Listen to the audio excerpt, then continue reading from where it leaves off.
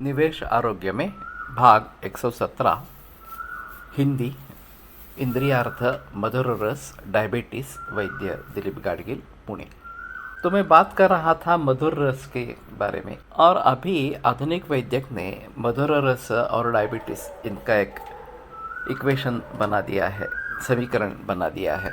और जो भी रिसर्चेस अभी चल रहे हैं एलोपैथी में, उसमें फार्मेसी का रोल बहुत बड़ा है। जब से ऑर्गेनिक केमिस्ट्री से बहुत सारी दवाइयाँ एलोपैथी में उपलब्ध हुई और उन दवाइयों का किसी विशिष्ट रोग के ऊपर उनको असर दिखाई दिया, किसी लक्षण के ऊपर असर दिखाई दिया, उन लक्षणों के लिए या उन रोगों के लिए वो दवा एस्टेब्लिश हो गई। और फिर फार्मेसी के द्वारा ये व्यक्त कर दिया गया कि बस अगर ये बीमारी है तो आप ये दवा जन्म भर लेते रहो, बाकी और कुछ करने की ज़रूरत नहीं है। इसका अच्छे उदाहरण काफ़ी है। डायबिटीज़ उसका एक अच्छा उदाहरण है कि रक्त में शर्करा की वृद्धि होना विशिष्ट मर्यादा के ऊपर, इस प्रकार से ये डायबिटीज़ है। आपको और कुछ उसके बारे में सिम्टम हो न हो, लेकिन आधुनिक दृष्टि से ये डायबिटीज़ है। और एक बार ये निश्चित हो गया तो बाकी आपको कुछ नहीं करना है। उसकी जो दवा है एंटी डायबिटिक, वो जन्म भर लेती रहनी है। इस प्रकार से आयुर्वेद में निदान पंचक कहा जाता है। किसी भी रोग के बारे में जानकारी के लिए हमें 5 चीज़ें अच्छी तरीके से ज्ञात करनी है। उसमें पहला है कारण। जो भी कारण है रोगों के, वो सभी ध्यान में रखें, और ख़ास करके ये जीवन शैली से जुड़े हैं, आहार विहार वगैरह से जुड़े हैं, मानसिक भावों से जुड़े हैं। उन सभी कारणों का अच्छी तरीके से विचार करना और उसमें से कैसे रोग उत्पन्न हुआ उसके बारे में सोचना, ये आयुर्वेद की खासियत है।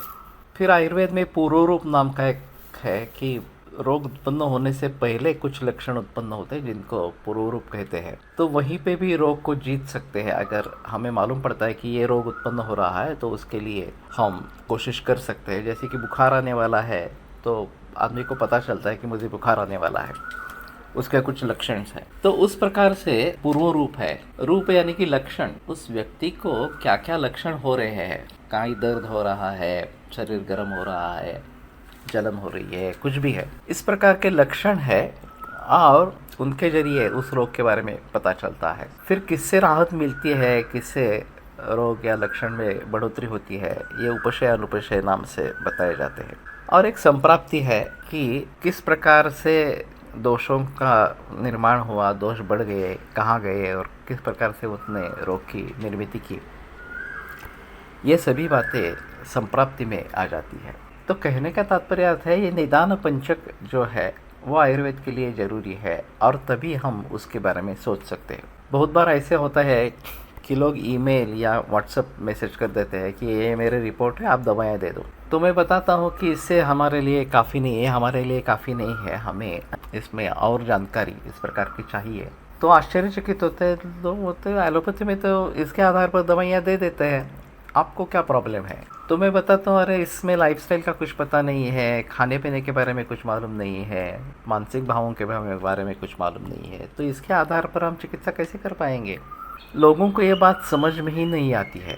देखा है ना, उसमें लोग कोलेस्ट्रॉल बढ़ा है तो कोलेस्ट्रॉल कम करने के लिए दवा दे दो, इस प्रकार से डिमांड करते रहते हैं, मांग करते रहते हैं, इस प्रकार। तो कहने का तात्पर्य अर्थ ये है कि आधुनिक वैद्यक ने केवल इस प्रकार के रिपोर्ट यानी कि बीमारी और उसको ठीक करने वाला, नॉर्मल लेवल पर लाने वाला ड्रग, यही उसकी चिकित्सा, ये समीकरण सिद्ध कर दिया है।